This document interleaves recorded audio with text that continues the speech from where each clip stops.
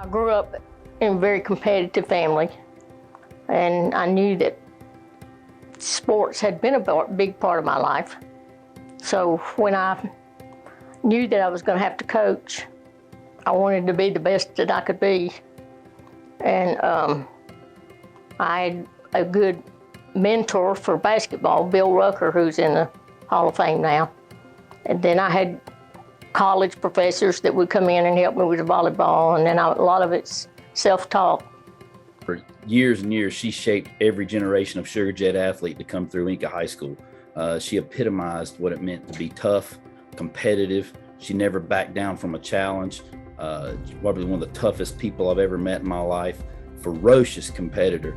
And those terms not only describe Coach DeWeese, but they describe her teams, and they came to be synonymous for what it meant to be a Sugar Jet. We get asked all the time, what is a Sugar Jet? Well, I think if you look it up, you look in the dictionary for what is a Sugar Jet, you're going to see a picture of Susan DeWeese. She is a Sugar Jet through and through.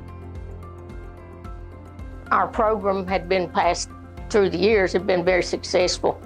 So they had always brought in to leave the program as good as it was or better than when you came in. So it always meant a lot for them to be a Sugar Jet. People meet our expectations. So she always had very, very high ones.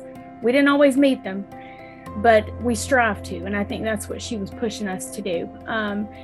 She always expected us to show up every day, work hard, listen, do what we're supposed to do, and she expected us to win, which is what has turned the Sugar Jets into what they are. I mean, we have a winning tradition in the things that we do, and that can be attributed to Susan DeWeese.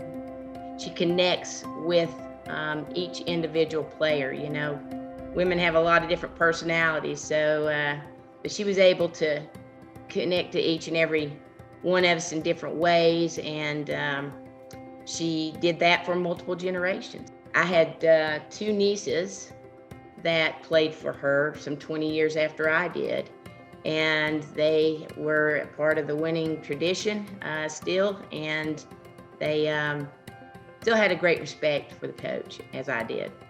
I had recently a girl that played for me.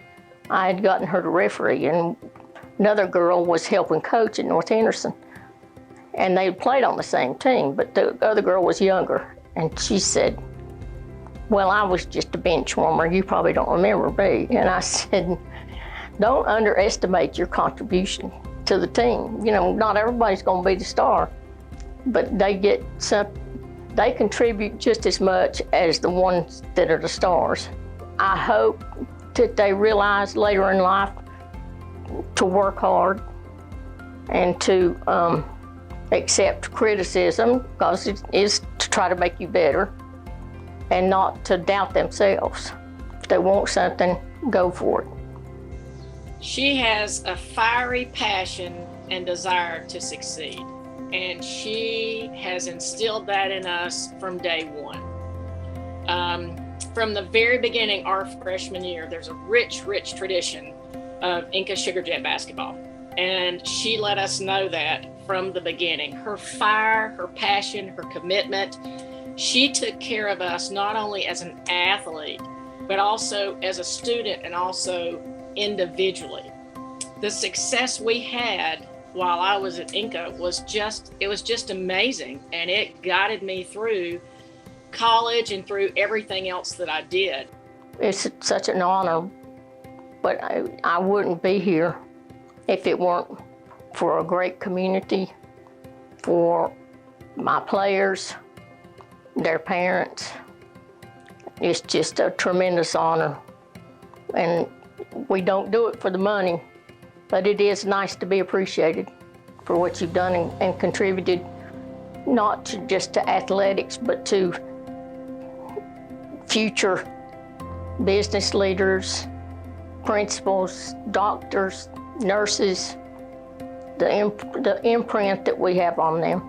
That's the thing that makes the most. I don't have any kids, but they were all my kids. I've lost one last week that was real tough for me. She was 47 years old and had cancer. One of my best ball players.